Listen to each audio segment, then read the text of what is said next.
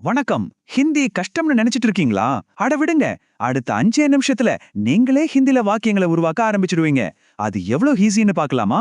வாங்க ஆரம்பிக்கலாம்.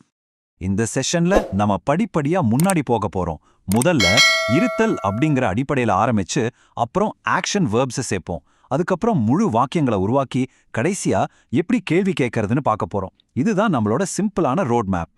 ஹிந்தி கத்துக்கிறதுல நாம முதல்ல பார்க்க வேண்டியது ரொம்ப முக்கியமான டு பி வேர்ப் தான். அதாவது இங்கிலீஷ்ல ஆம், இஸ், ஆர் சொல்றோம் இல்லையா, அது மாதிரி. இதை மட்டும் கத்துக்கிட்டா போதும், நம்ம ஹிந்தி வாக்கியத்தை ஈஸியா உருவாக்கிடலாம். சிம்பிள் பிரசன்ட் டென்ஸ் இதை நம்ம எங்க பயன்படுத்துவோம்? நம்மளோட தினசரி பழக்க வழக்கங்கள். உதாரணத்துக்கு நான் ஸ்கூலுக்கு போறேன் அப்படின்னு சொல்றதுக்கு, இல்லைன்னா மாறாத உண்மைகள், நான் ஒரு ஸ்டூடெண்ட்னு சொல்றதுக்கு, இந்த மாதிரி விஷயங்களுக்கு தான் இது பயன்படுது. இந்த அட்டவணையை நல்லா பாருங்க. இதுதான் ஹிந்தி கத்துக்கிறதோட சீக்ரெட் கீ. ஒவ்வொரு சப்ஜெக்ட்டுக்கும் அதுக்குன்னு ஒரு ஜோடி வேர்ப் இருக்கு.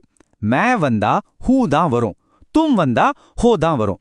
இந்த ஜோடிகளை மட்டும் மனசுல வச்சுக்கிட்டீங்கன்னா பாதி ஹிந்தி கத்துக்கிட்ட மாதிரி தான். சரி, இப்ப நாம கத்துக்கிட்டதை வச்சு சென்டென்ஸ் உருவாக்க ஆரம்பிக்கலாம். நீங்க யாரு, உங்க தொழில் என்னன்னு ஹிந்தில எப்படி சொல்றதுன்னு பார்க்கலாமா? ஃபார்முலால ஒன்றும் பெருசா இல்ல, ரொம்ப சிம்பிள். முதல்ல சப்ஜெக்ட், அப்புறம் உங்க ப்ரொஃபஷன், கடைசியா நம்ம கத்துக்கிட்ட அந்த டு பி வேர்ப். அவ்வளவுதான், வாக்கியம் ரெடி. முதல் உதாரணம் பாருங்க. நீங்க ஒரு டாக்டர்னு சொல்லணும்னா மே டாக்டர் ஹூ. இங்க மேக் ஜோடியா ஹூ வருது. பாத்தீங்களா எவ்வளவு சுலபம்? அடுத்தது நீங்க ஒரு டீச்சர்னு சொல்றதுக்கு தும் டீச்சர் ஹோ.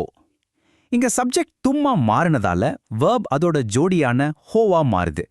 பேட்டர்ன் ஒண்ணுதான், வார்த்தைங்க தான் மாறுது. கடைசியா அவர் ஒரு இன்ஜினியர்னு சொல்லணும்னா ஓ இன்ஜினியர் ஹே, ஓ வந்தா ஹே வரும். இந்த 3 உதாரணங்களையும் பார்த்தாலே உங்களுக்கு அதோட அமைப்பு புரிஞ்சிருக்கும். இனி எந்த தொழிலை வச்சும் உங்களால வாக்கியம் அமைக்க முடியும். இதுவரைக்கும் நாம யாருன்னு சொல்ல கத்துக்கிட்டோம். இப்போ நாம என்ன செய்யறோம்னு சொல்றதுக்கான அடுத்த கட்டத்துக்கு போகலாம். இங்கதான் ஆக்ஷன் வேர்ப்ஸ் நம்ம வாக்கியங்களுக்கு ஒரு உயிர் கொடுக்குது. ஆக்ஷன் வேர்ப்ஸ் பயன்படுத்தும் போது இந்த ஒரு விதியை மட்டும் மறக்காதீங்க. பேசுறவர் ஆணா இருந்தா வேர்ப் டால முடியும், பெண்ணா இருந்தா டீல முடியும். உதாரணத்துக்கு ஜாத்தா மற்றும் ஜாதி. இந்த சின்ன வித்தியாசம் ரொம்ப முக்கியம்.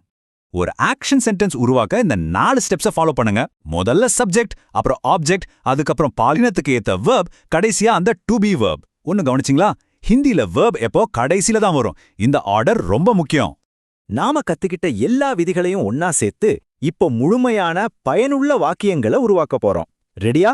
சில உதாரணங்களை பார்க்கலாம். ஒரு ஆண் நான் ஸ்கூலுக்கு போறேன்னு எப்படி சொல்வார்? மே ஸ்கூல் ஜாத்தா ஹூ. இங்க மே அப்படிங்கிறது நான், ஸ்கூல் அப்படிங்கிறது பள்ளி. பேசுறது ஆண்கிறதால ஜாத்தா, அப்புறம் மேவோட ஜோடி ஹூ. எல்லா ரூல்ஸும் கரெக்டா செட் ஆகுது பாருங்க. இப்போ இதே வாக்கியத்தை ஒரு பெண் சொன்னா எப்படி இருக்கும்? ஒரே ஒரு சின்ன மாற்றம்தான். போன ஸ்லைட்ல பார்த்த ஜாத்தா இங்க ஜாத்தியா மாறுது. மத்ததெல்லாம் அப்படியே தான். மே ஸ்கூல் ஜாத்தி ஹூ. இதுதான் அந்த ஜெண்டர் ரூலோட பவர். சரி, இப்ப ப்ளூரலுக்கு ஒரு உதாரணம் பார்க்கலாம். ஹம் அப்படின்னா நாங்கள். நாங்கள்னு சொல்லும்போது, அதாவது ஆண்கள் அல்லது ஆண் பெண் கலந்த குழு, வேர்ப் டேல முடியும். ஹம் சாத் மே கானா காத்தே ஹேன் அப்படின்னா நாங்க ஒன்னா சாப்பாடு சாப்பிட்றோம்னு அர்த்தம். ஸோ சிங்குலருக்கு டா அல்லது டி, ப்ளூரலுக்கு டே. இதை ஞாபகம் வச்சுக்கோங்க. சூப்பர்! இப்போ உங்களால ஹிந்தில சென்டென்ஸ் உருவாக்க முடியும். ஆனா ஒரு உரையாடல ஆரம்பிக்க என்ன வேணும்? கேள்விகள்.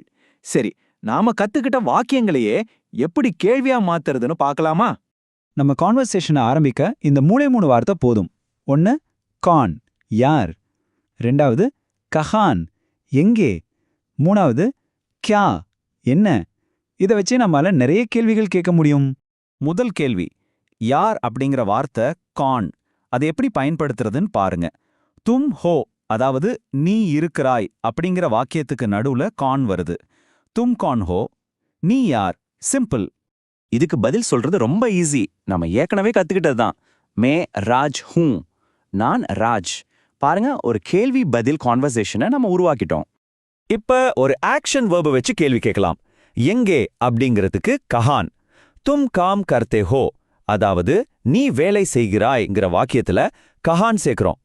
தும் கஹான் காம் கர்த்தே ஹோ, நீ எங்கே வேலை செய்கிறாய். இதுக்கான பதிலும் நாம கத்துக்கிட்ட விதிப்படிதான்.